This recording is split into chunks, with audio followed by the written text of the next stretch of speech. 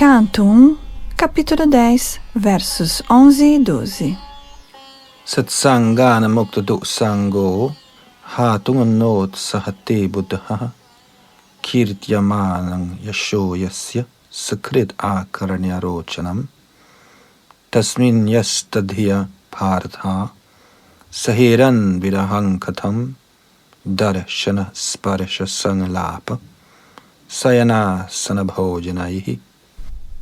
Tradução: Os inteligentes que entenderam o Senhor Supremo na companhia de devotos puros e se livraram da má companhia materialista, jamais podem deixar de ouvir as glórias do Senhor, mesmo que as tenham ouvido apenas uma vez.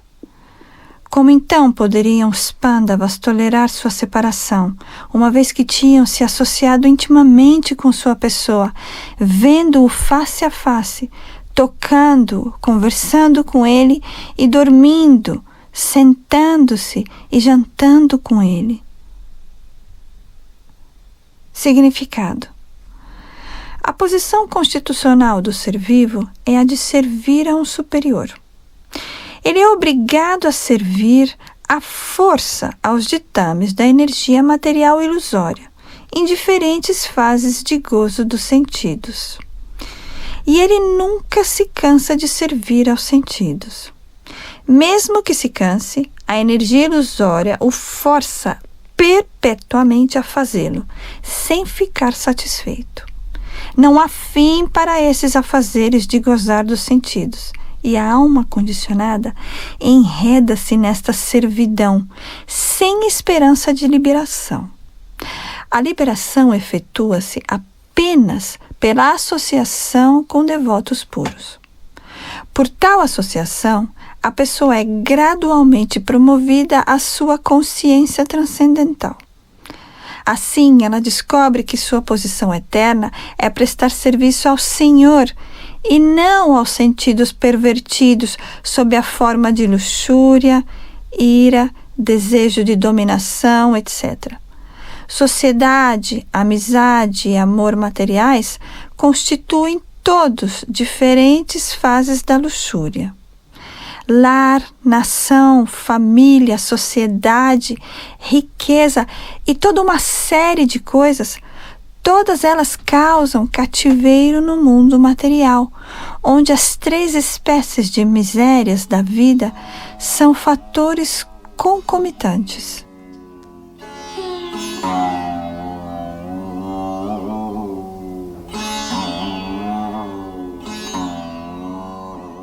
Por associar-se com devotos puros e por ouvi-los submissivamente, o apego ao gozo material se abranda e a atração por ouvir sobre as atividades transcendentais do Senhor torna-se proeminente. Após ter começado essa atração, continuará progressivamente sem fim, assim como o fogo na pólvora. Está dito que Hari, a personalidade de Deus, é tão transcendentalmente atrativo que mesmo aqueles que são autossatisfeitos pela autorrealização e são realmente liberados de todo o cativeiro material, também se convertem em devotos do Senhor. Em tais circunstâncias, entende-se facilmente qual deve ter sido a posição dos Pandavas, que eram companheiros constantes do Senhor. Eles não podiam nem mesmo pensar na separação de Shri Krishna, uma vez que a atração era mais intensa para eles por causa do contínuo contato pessoal. As lembranças de sua forma, qualidade, nome, fama, passatempos, etc., também são atrativas para o devoto puro, tanto que ele esquece todas as formas, qualidades, nomes, fama e atividades do mundo mortal, e devido à sua associação matura com os devotos puros, ele não perde o contato com o Senhor por um momento sequer.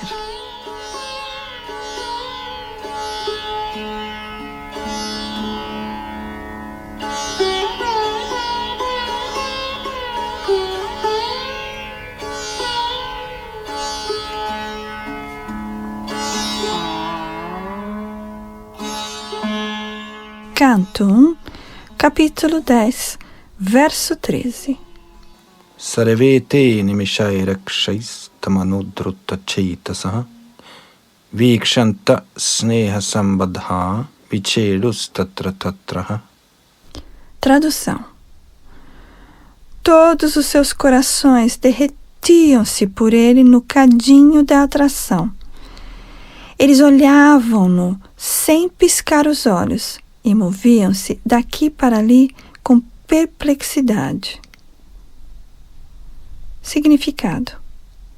Krishna é naturalmente atrativo para todos os seres vivos, porque é o principal eterno entre todos os eternos.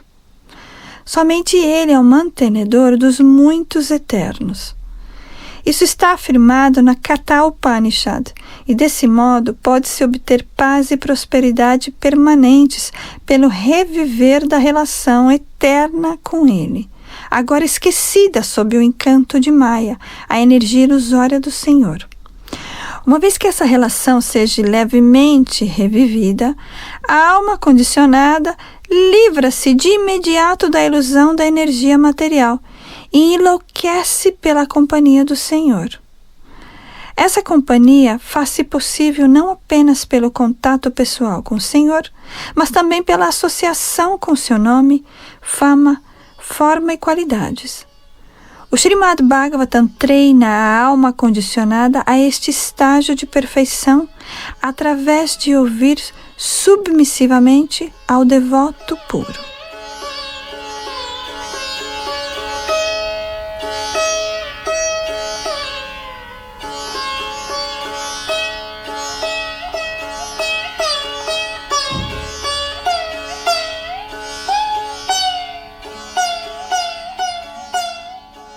Canto 1, capítulo 10, verso 14.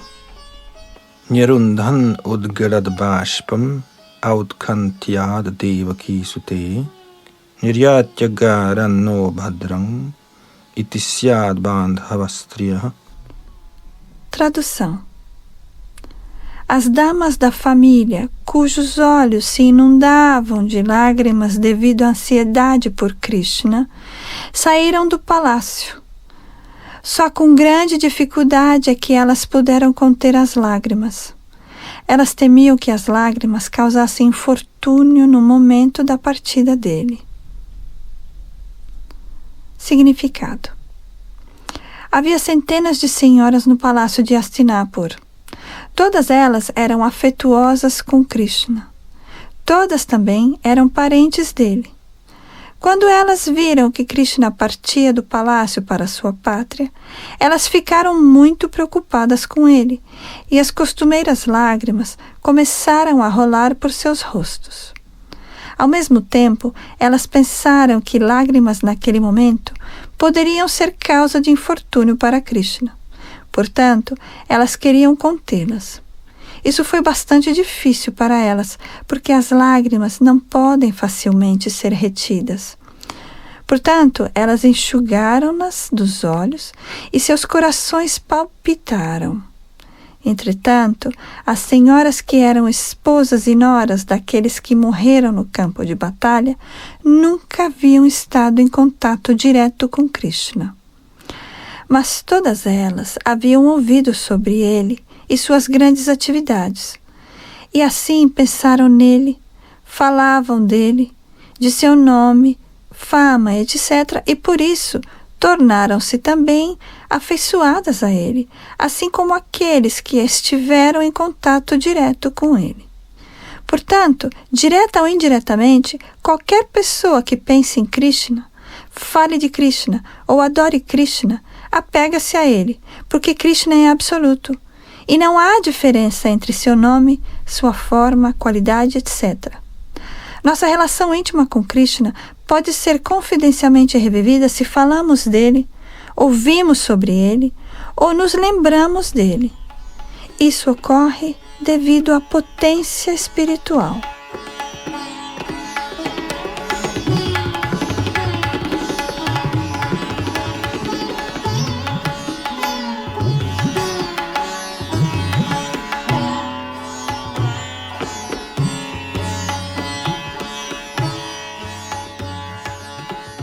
Canto 1, capítulo 10, verso 15. Mridanga shankabhiryascha bina panavagomukha dhunduryanaka gantavya nidurdundubayastatha. Tradução. Enquanto o Senhor partia do palácio de Hastinapur, diferentes tipos de tambores, como a mridanga, dhola, nagra, dunduri e dumbubi, e flautas de diferentes tipos, a vina, gomukha e iberi, soaram todos juntos para prestar-lhe homenagem. Canto 1, capítulo 10, verso 16. Prasada shikararudha kurunaryo didrikshaya babrishu kusumai krishnam prema vrida smitekshanaha. Tradução. Por causa de seu desejo amoroso de ver o Senhor, as damas reais dos Kurus subiram ao topo do palácio e, sorrindo com recatada feição, elas lançaram chuvas de flores sobre o Senhor. Significado. O recato é uma beleza particular extraordinária do belo sexo e inspira respeito por parte do sexo oposto. Esse costume era observado mesmo nos dias do Mahabharata, isso é, há mais de 5.000 anos atrás. Apenas as pessoas menos inteligentes, mal versadas na história do mundo, dizem que a observância de segregar homens de mulheres é uma introdução do período maometano na Índia. Esse incidente do Mahabharata prova definitivamente que as damas do palácio observavam strita parda, ou seja, a associação restrita com os homens. E ao invés de descerem ao ar livre para o lugar onde o Senhor Krishna e os demais estavam reunidos, as damas do palácio subiram ao topo do palácio e dali prestaram seus respeitos ao Senhor Krishna, lançando-lhe chuvas de flores. Aqui se afirma definitivamente que as damas sorriam ali do topo do palácio, contidas pelo recato. O recato é uma dádiva da natureza para o belo sexo e realça a beleza e prestígio delas, mesmo que elas sejam de famílias menos importantes ou mesmo que sejam menos atrativas. Temos experiência prática desse fato. Uma certa varredora inspirava respeito a muitos cavalheiros respeitáveis, simplesmente por manifestar recato feminino. Mulheres seminuas nas ruas não inspiram nenhum respeito, mas a recatada esposa de um varredor inspira respeito a todos.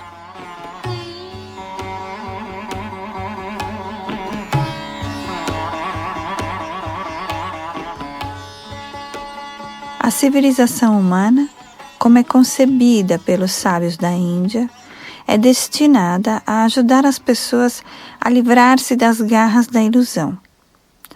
A beleza material de uma mulher é uma ilusão, porque, na verdade, o corpo é feito de terra, água, fogo, ar, etc. Mas, devido ao contato da centelha viva com a matéria, ela parece bela.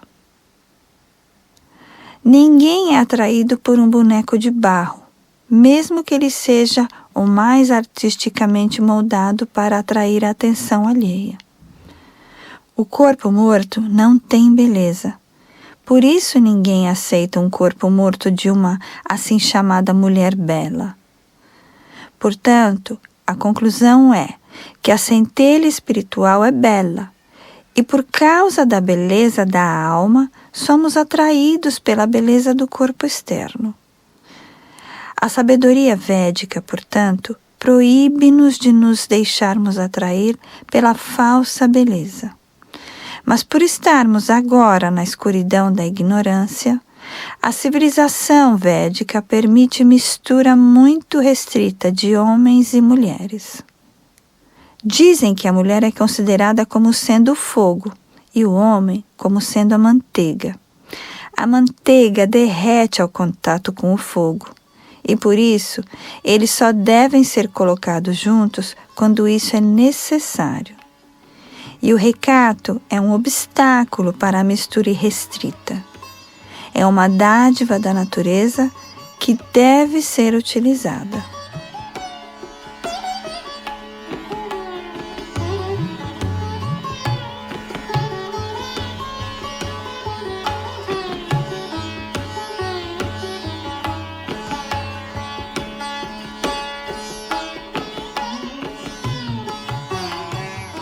Canto 1, capítulo 10, verso 17. Sitata patrang jagraha muktadama vibhushitam ratnadandam gurakesha priyatamasyaha. Tradução. Naquele momento, Arjuna, o grande guerreiro e conquistador do sono, que é o amigo íntimo do amadíssimo Senhor Supremo, pegou um guarda-sol que tinha um cabo de joias e era bordado com rendas e pérolas. Significado: ouro, joias, pérolas e pedras preciosas eram usadas nas luxuosas cerimônias reais. Tudo isso são dádivas da natureza que são produzidas pelas colinas, oceanos, etc., pela ordem do Senhor, quando o homem não perde seu tempo valioso em produzir coisas indesejáveis em nome das necessidades. Pelo assim chamado desenvolvimento dos empreendimentos industriais, usa-se agora vasos de guta persa ao invés de metais como ouro, prata, bronze e cobre. Usa-se margarina ao invés de manteiga purificada. E 1/4 da população urbana não tem abrigo.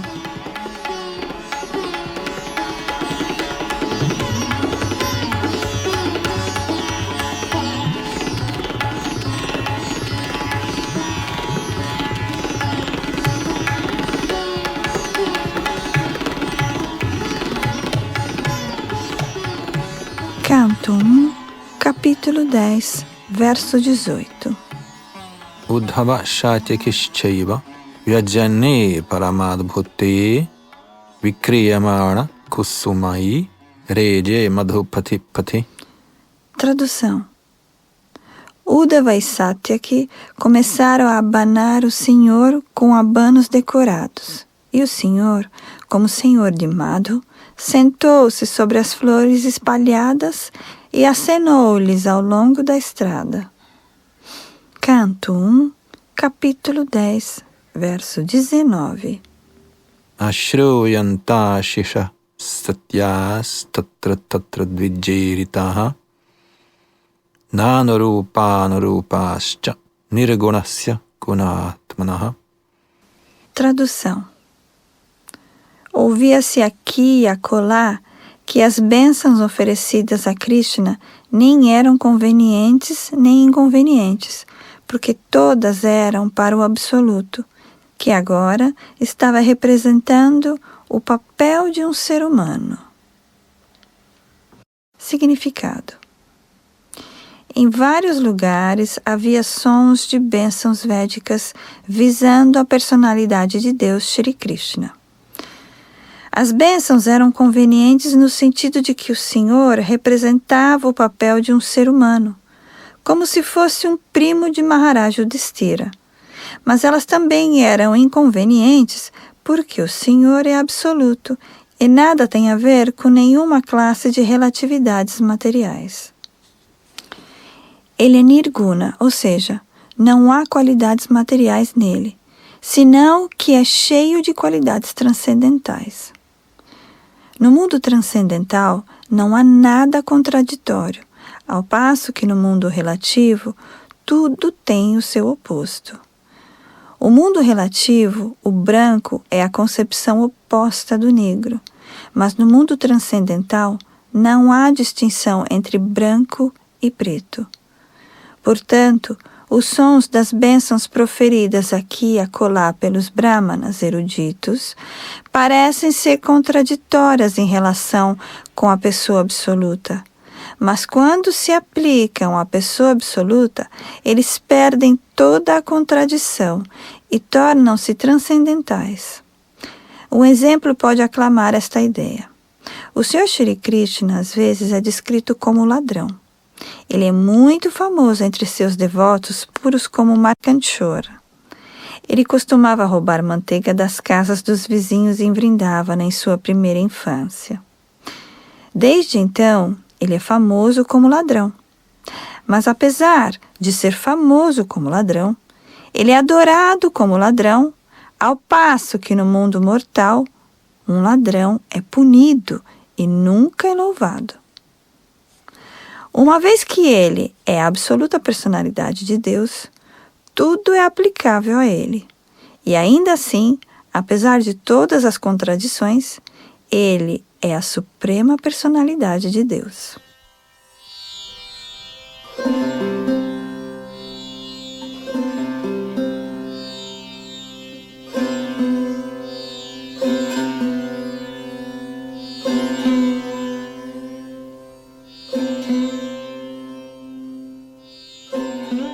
Canto 1, capítulo 10, verso 20. Ananya Masit Sanjalpa Uttama Shloka Chetasam Gauravendra Pura Strenang Sarva Shruti Manoharaha. Tradução.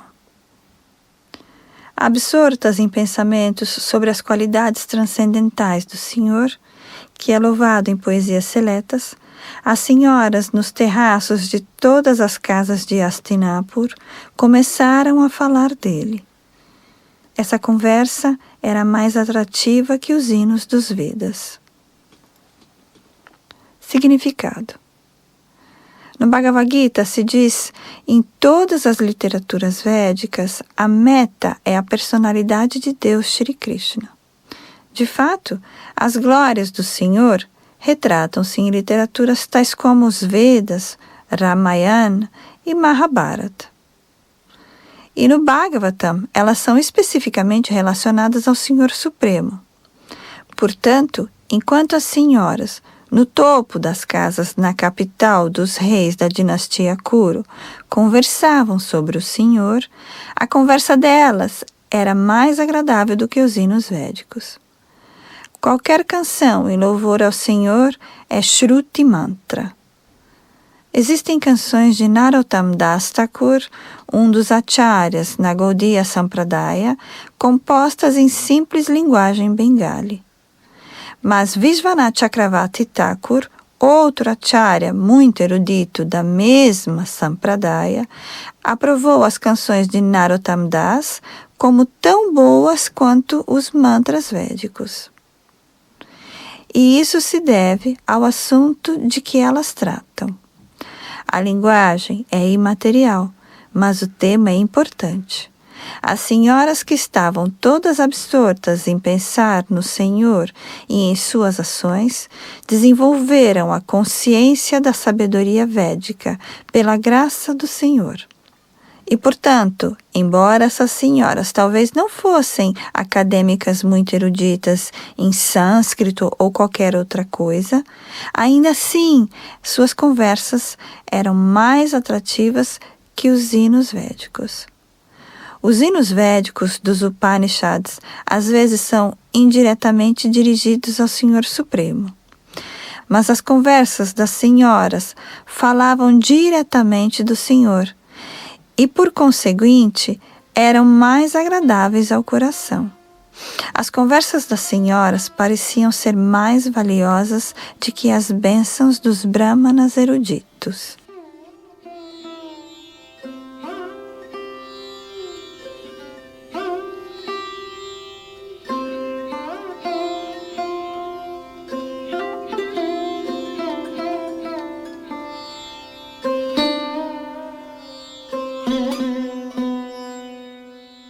Canto 1, capítulo 10, verso 21. Savaikilayang Purusha Puratano Ya Eka Asid Avishesha Atmani Agre Gunebhyo Jagadatmani Share Nimiritatman Nishisupta Shaktishu. Tradução. Disseram elas: aqui está ele, a original personalidade de Deus de quem nos lembramos claramente. Era ele apenas quem existia antes da criança manifesta nos modos da natureza. E nele apenas, porque ele é o Senhor Supremo, todos os seres vivos emergem, como se dormissem à noite, ao ser suspensa sua energia. Significado. Existem dois tipos de dissolução do cosmo manifesto. Ao final de cada 4.320.000.000 de anos solares, quando Brahma, o Senhor de um universo particular, dorme, há uma aniquilação. E ao final da vida do Senhor Brahma, que ocorre ao final de 100 anos de idade de Brahma, em nosso cálculo, ao final de 8.648.000.000 vezes 30 vezes 12 e vezes 100 anos solares, há uma aniquilação completa de todo o universo e em ambos os períodos, tanto a energia material chamada de Mahatattva quanto a energia marginal chamada de Jiva Tattva emergem na pessoa do Senhor Supremo. Os seres vivos permanecem adormecidos dentro do corpo do Senhor até que haja outra criação no mundo material. E este é o processo da criação, manutenção e aniquilação da manifestação material.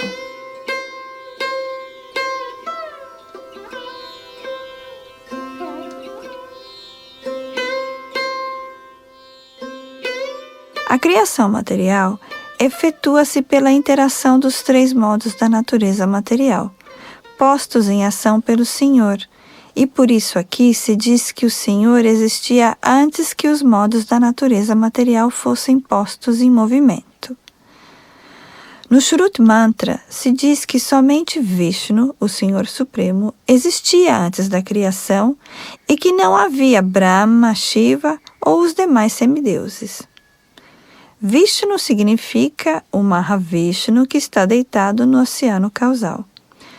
Unicamente por sua respiração, todos os universos são gerados sob a forma de sementes e gradualmente se desenvolvem em formas gigantescas com inumeráveis planetas dentro de todos e cada um dos universos.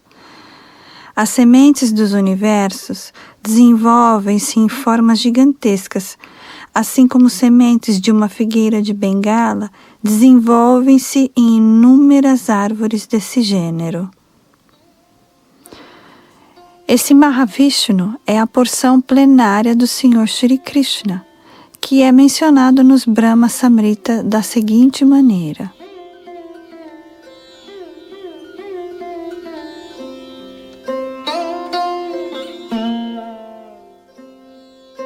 deixe-me oferecer minhas respeitosas reverências à original personalidade de Deus, Govinda, cuja porção plenária é o Mahavishnu.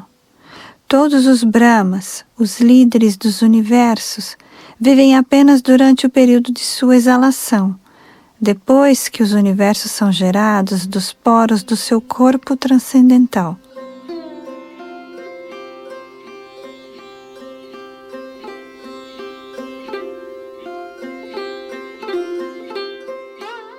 Assim, Govinda, ou o Senhor Krishna, também é a causa do Mahavishnu. As senhoras que conversavam sobre essa verdade védica deviam tê-la ouvido das fontes autorizadas. Uma fonte autorizada é o único meio de saber definitivamente sobre o tema transcendental. Não há outra alternativa.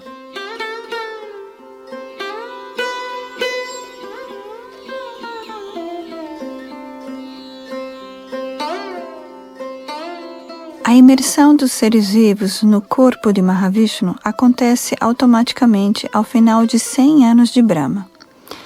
Mas isso não significa que o ser individual perca sua identidade. A identidade permanece, e tão logo haja outra criação pela vontade suprema do Senhor, todos os seres vivos adormecidos e inativos são novamente soltos para começar suas atividades em continuação às diferentes esferas passadas de vida. Isso se chama Suptotitanaya, ou despertar do sono e novamente ocupar-se do respectivo dever contínuo. Quando um homem está adormecido à noite, ele se esquece de si mesmo, do que é, de qual é seu dever e de tudo em seu estado desperto. Mas logo que desperta do sono, ele se recorda de tudo que tem a fazer e, desse modo, ocupa-se novamente em suas atividades prescritas. Os seres vivos também permanecem imersos no corpo de Mahavishnu durante o período de aniquilação, mas logo que há outra criação, eles surgem para retornar seu trabalho inacabado. Isso também está confirmado na Bhagavad Gita, capítulo 8, dos versos 18 ao 20.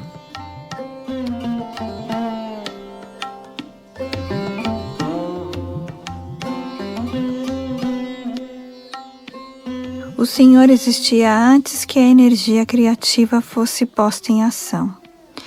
O Senhor não é um produto da energia material. Seu corpo é completamente espiritual, e não há diferença entre seu corpo e ele mesmo. Antes da criação, o Senhor permanecia em sua morada, que é una e absoluta.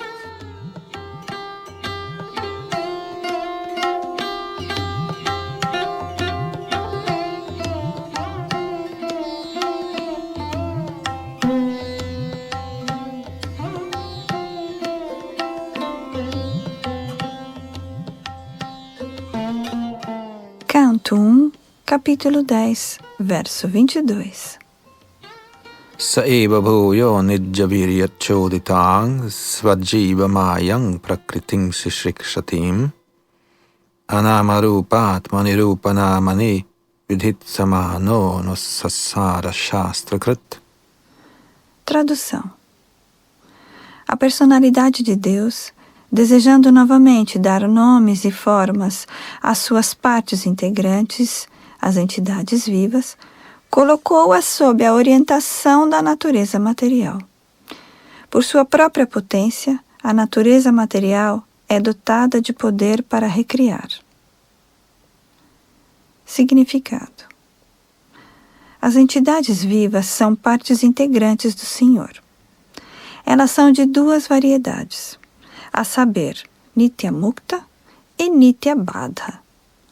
As Nitya Muktas são almas eternamente liberadas e estão eternamente ocupadas na reciprocação de transcendental serviço amoroso com o Senhor em sua morada eterna, além das criações mundanas manifestas. Mas as Nitya Baddha, ou as almas eternamente condicionadas, são confiadas à sua energia externa, Maya, para a retificação de sua atitude rebelde contra o Pai Supremo. As Nitya Baddhas estão eternamente esquecidas de sua relação com o Senhor, como partes integrantes dele. Elas são confundidas pela energia ilusória como se fossem produtos da matéria, e assim estão muito atarefadas, fazendo planos no mundo material em busca da felicidade.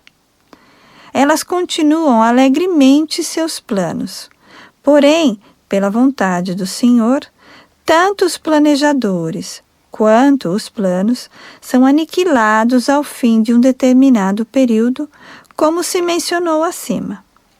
Isso é confirmado na Bhagavad Gita da seguinte maneira: ó filho de Kunti, ao final do milênio, todas as entidades vivas emergem em minha natureza. E novamente, quando o tempo da criação amadurece, eu começo a criação por intermédio de minha energia externa.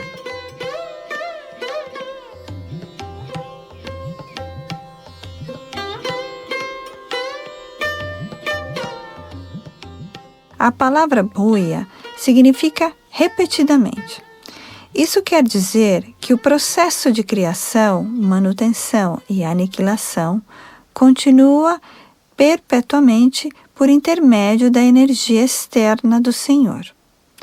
Ele é a causa de tudo, mas os seres vivos que são constitucionalmente partes integrantes do Senhor e estão esquecidos dessa doce relação, recebem uma nova oportunidade de escapar às garras da energia externa. E para reviver a consciência dos seres vivos, as escrituras reveladas também são criadas pelo Senhor. As literaturas védicas constituem normas orientadoras para as almas condicionadas, para que elas possam livrar-se da repetição de criação e aniquilação no mundo material e do corpo material. O Senhor diz na Bhagavad Gita: este mundo criado e a energia material estão sob meu controle. Sob a influência da Prakriti, eles são automaticamente criados repetidamente, e isso é feito por mim, através da ação de minha energia externa.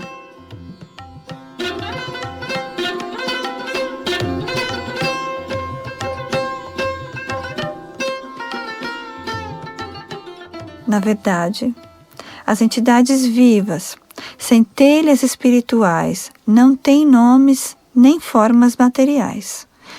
Mas para satisfazer seu desejo de assenhorear-se da energia material de formas e nomes materiais, elas recebem uma oportunidade para esse falso gozo e, ao mesmo tempo, recebem uma oportunidade de entender sua posição verdadeira através das escrituras reveladas.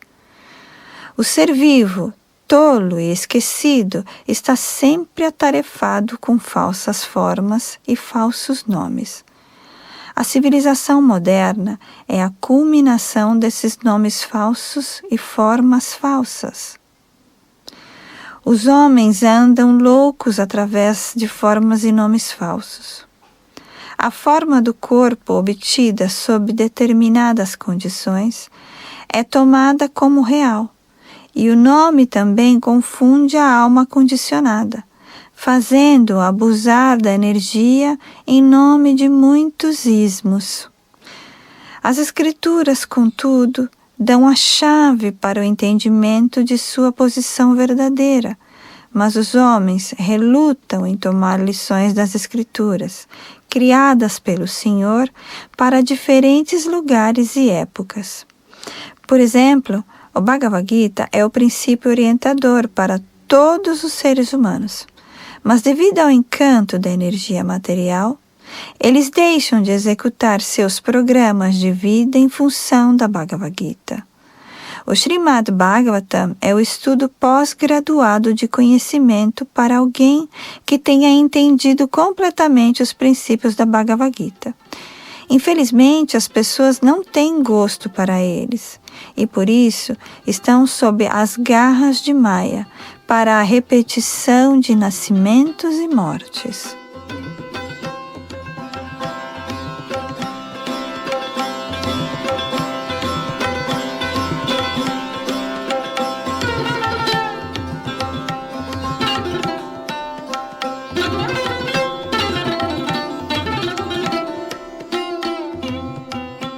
Canto 1, capítulo 10, verso 23. Sava ayang yat padamatra surayo jitendriya nirjitamatarishvanaha pashyanti bhaktyut karitamaratmana nanvesha sattvang parimarashtumarhati. Tradução.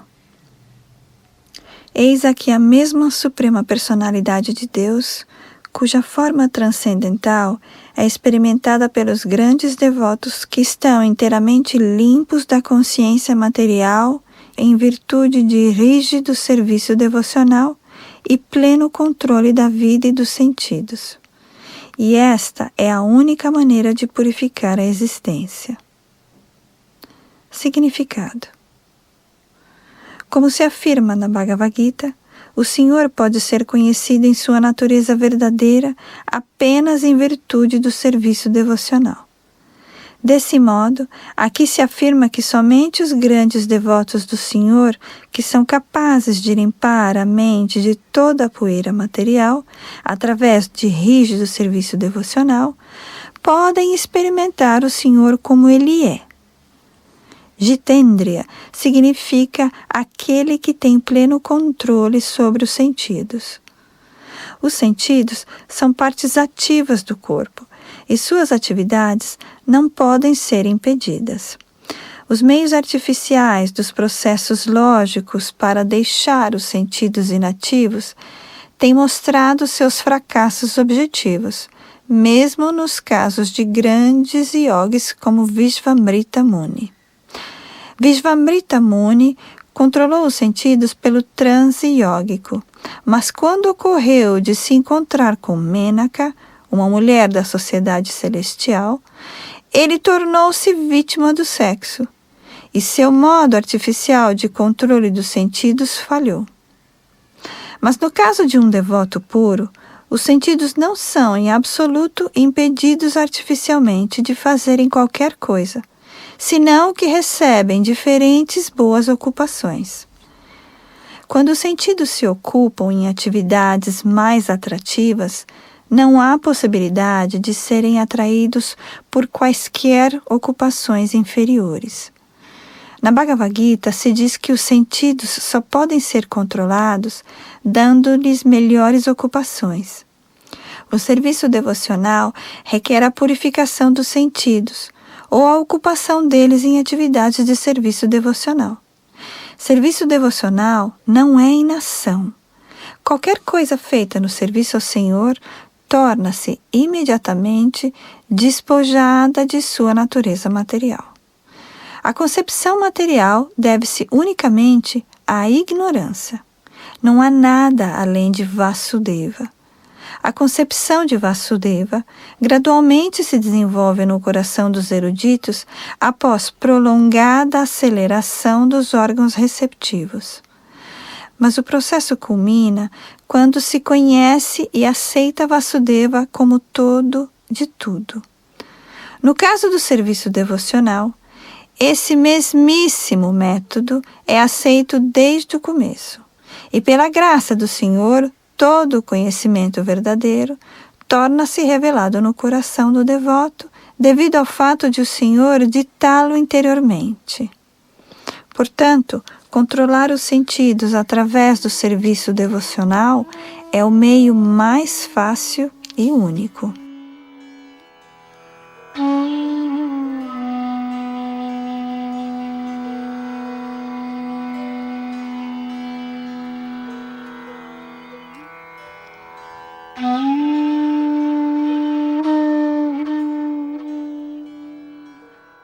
Canto 1, capítulo 10, verso 24.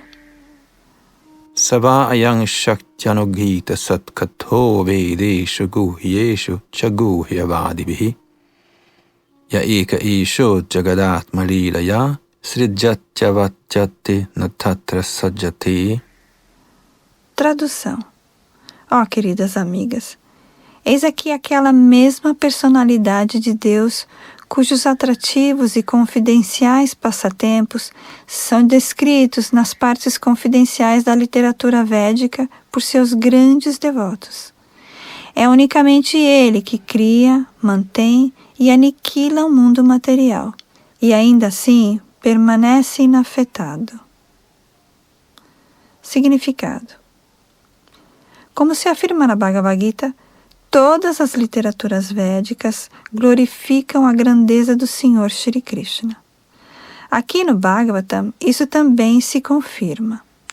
Os Vedas são expandidos em muitos ramos e sub-ramos pelos grandes devotos e encarnações dotadas de poder do Senhor, como Vyasa, Narada, Shukadeva Goswami, os Kumaras, Kapila, Prahlada, Janaka, Bali e Yamaraj. Mas especialmente no Srimad Bhagavatam, as passagens confidenciais de suas atividades são descritas pelo devoto confidencial Shukadeva Goswami. Nos Vedanta Sutras, ou Upanishads, há apenas uma insinuação das partes confidenciais de seus passatempos. Em literaturas védicas, tais como os Upanishads, o Senhor é expressivamente distinguido da concepção mundana de sua existência. Uma vez que sua identidade é completamente espiritual, sua forma, nome, qualidades, parafernália, etc., são elaboradamente discriminados da matéria, e por isso ele às vezes mal interpretado por pessoas menos inteligentes como sendo impessoal. Mas de fato, ele é a pessoa suprema, Bhagavan, e é particularmente representado como Paramatma, o Brahman impessoal.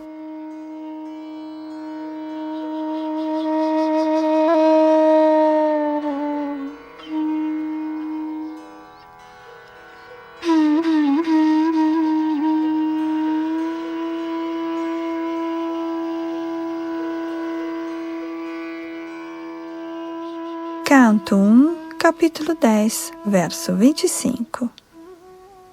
Yada hyadharamena tamodhiyo nripa jivanti tatraisha hissattvatakila dhatte bhagang satyamritang dayam yasho bhayaya rupani dadhad yuge yuge. Tradução.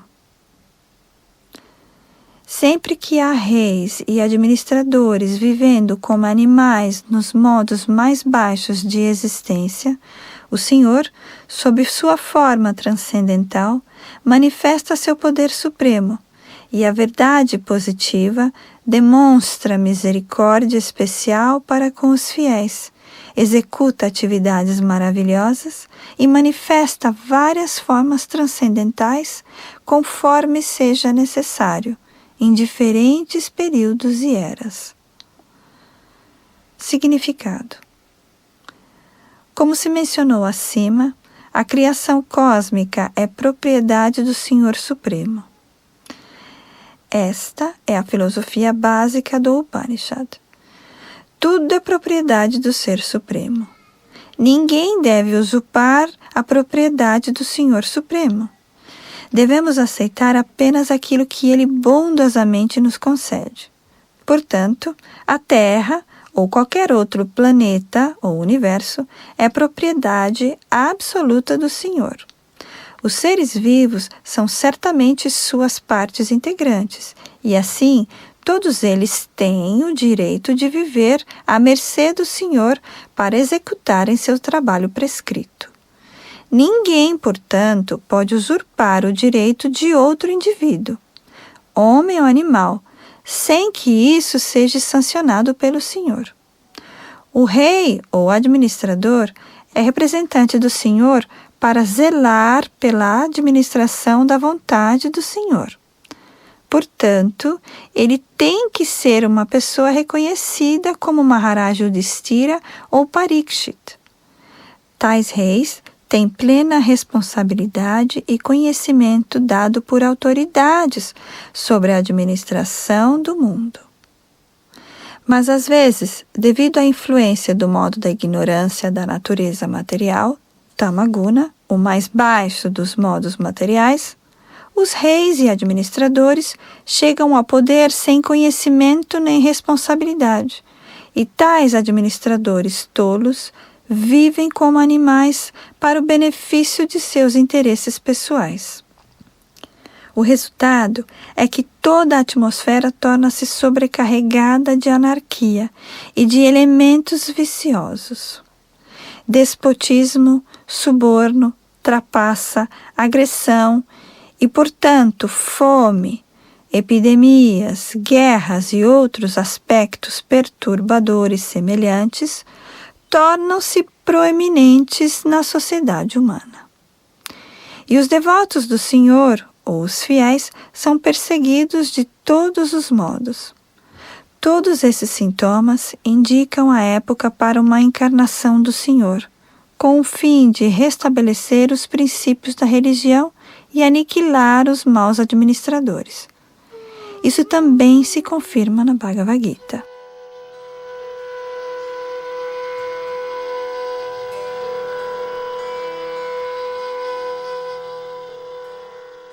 Então, o Senhor aparece sob sua forma transcendental, sem nenhum vestígio de qualidades materiais.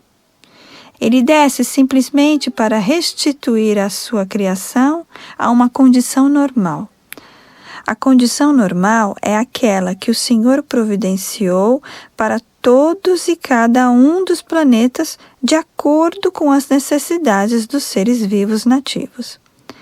Eles podem viver alegremente e executar suas ocupações predestinadas para, no final, alcançarem a salvação, seguindo as regras e regulações mencionadas nas Escrituras reveladas. O mundo material é criado para satisfazer os caprichos dos Nityabadhas, ou almas eternamente condicionadas, assim como as crianças travessas ganham berços de brinquedo. Senão, o mundo material não seria necessário. Quando, porém, eles se embargam com o poder da ciência material para explorar os recursos ilegalmente, sem a sanção do Senhor, e isso também apenas para o gozo dos sentidos, então existe a necessidade de uma encarnação do Senhor para castigar os rebeldes e proteger os fiéis.